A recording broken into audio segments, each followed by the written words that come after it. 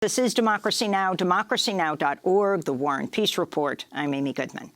Iranian protesters have taken to the streets for a third day after the Iranian military acknowledged it had accidentally shot down a Ukrainian airliner last week, killing all 176 people on board. The dead included 82 Iranians and 57 Canadians. Iran initially denied downing the plane, but then Iran's Revolutionary Guard took responsibility for what authorities described as a disastrous mistake. The plane was shot down just hours after Iranian forces fired 22 rockets at military bases in Iraq, housing U.S. troops in retaliation for the U.S. assassination of Iranian Commander General Qassem Soleimani. Last week, millions of Iranians took to the streets to pay tribute to Soleimani, but this week, anti-government protests resumed in at least a dozen cities. Vigils were also held in Tehran by relatives of victims of the plane crash.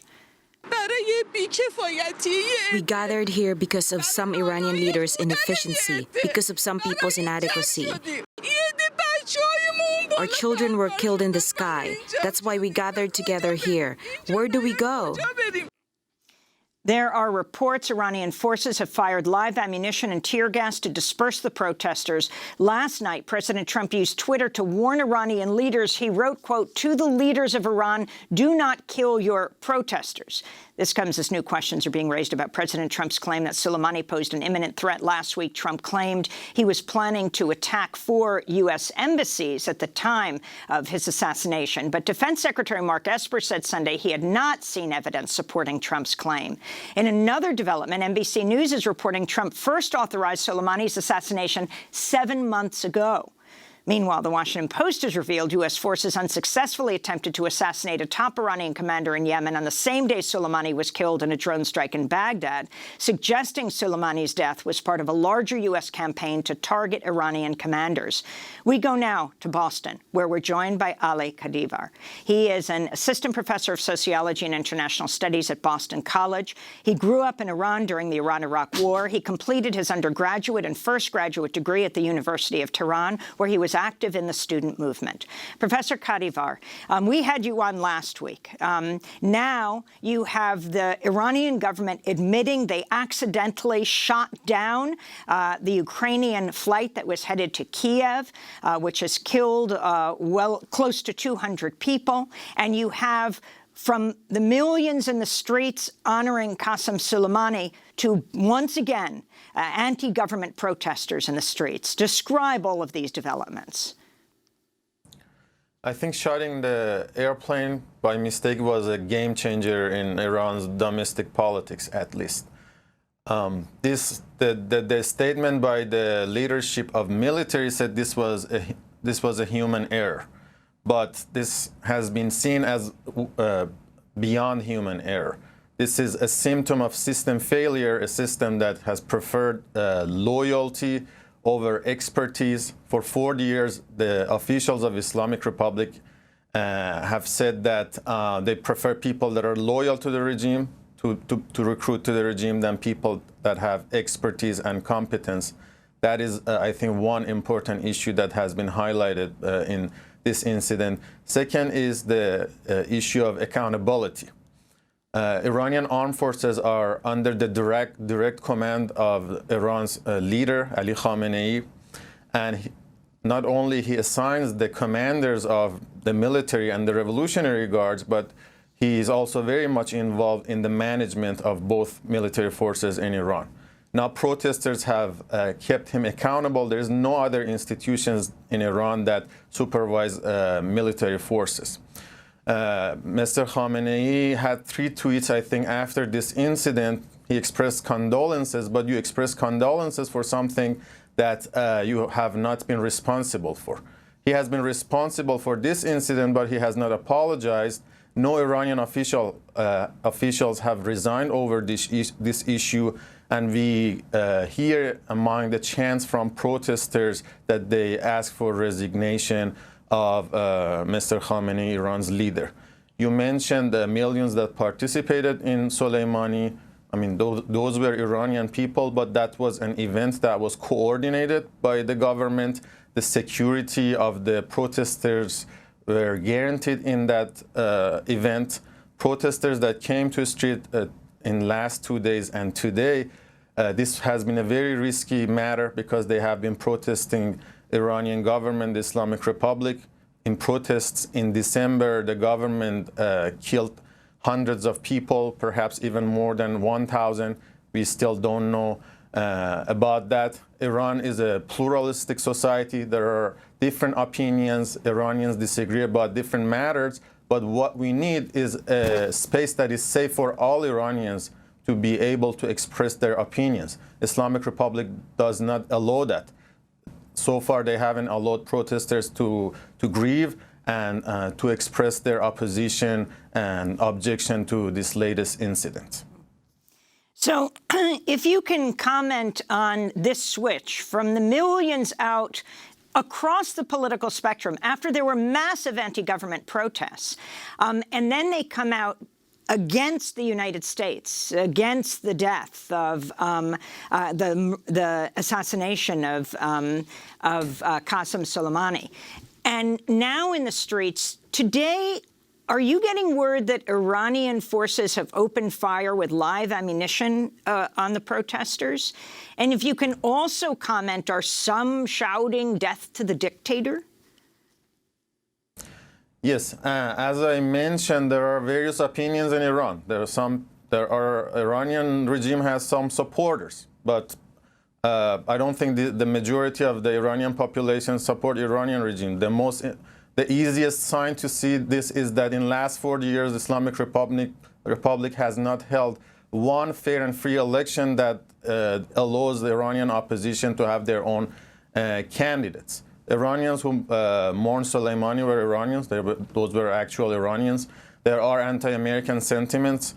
These protesters are also Iranians. And actually, one of the major protests in Tehran on the first day was on Amir Kabir University.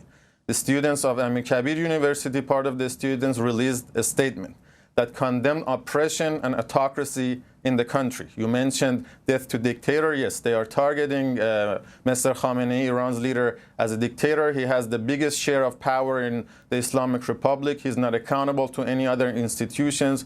He has not held a press conference ever.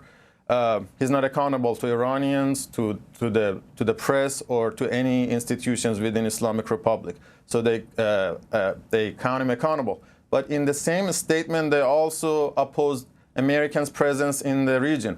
So Iranian students are opposing both autocracy in the country and also imperialist presence in the region. They said American presence has only brought insecurity and chaos to the region.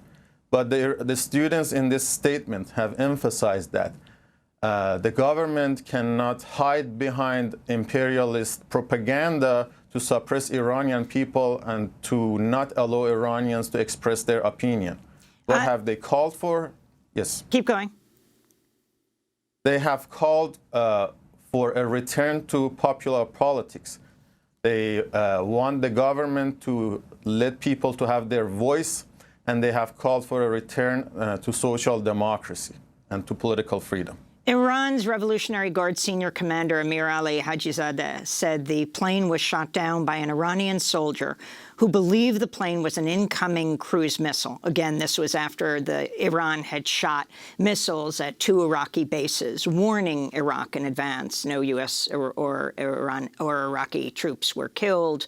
This commander blamed the U.S. for ratcheting up tensions in the region, which led to Iran mistakenly shooting down the Ukrainian passenger jet. This is what he said. This is the cost from the mischief, inflammation, and actions of the U.S. in the region. Really, that night, we were ready for a full-scale conflict. Unfortunately, because of the hasty decision of one person, this great disaster happened. And you have, after hearing the news in the country's west, after implementing the military operation against American bases, and when I made sure that this incident has happened, I wished I was dead, said Hajizadeh at a news conference on the Ukrainian plane crash, apologizing for the jet tragedy. How significant is this? People ask if they don't need for him to wish death, but why hasn't he resigned?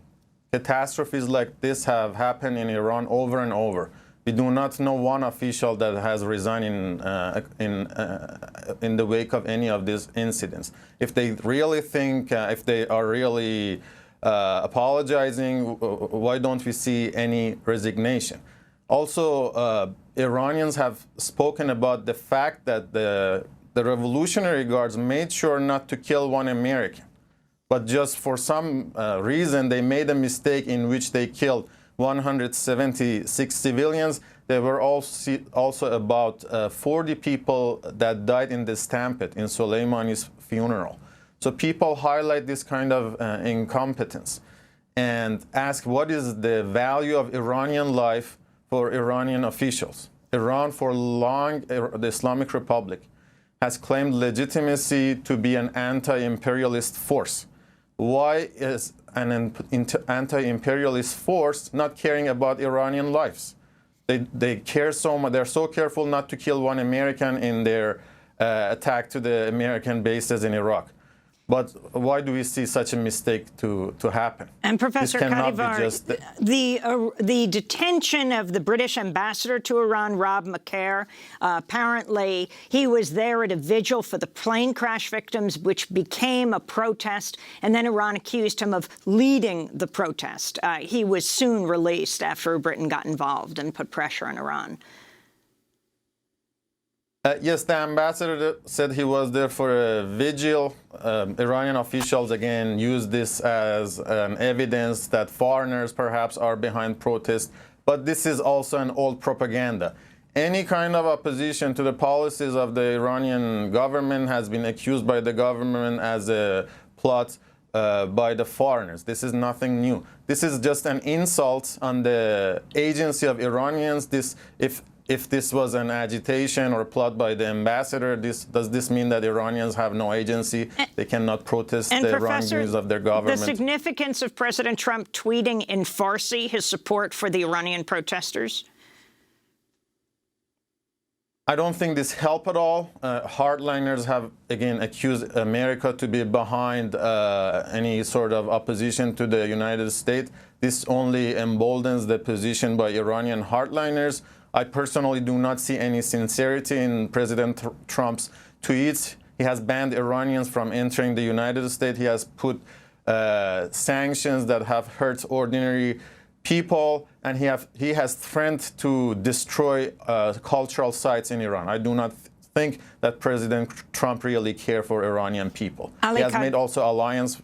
Yeah. Ali Kadivar, I want to thank you so much for being with us. Assistant Professor of Sociology and International Studies at Boston College, grew up in Iran during the Iran-Iraq War, completed his undergraduate and first graduate degree at University of Tehran, where he was active in the student movement. When we come back, we go to retired Army Colonel Lawrence Wilkerson, the former Chief of Staff of Secretary of State Colin Powell. He was instrumental in green-lighting the war with Iraq, says that was a mistake, and so would war with Iran be. Stay with us.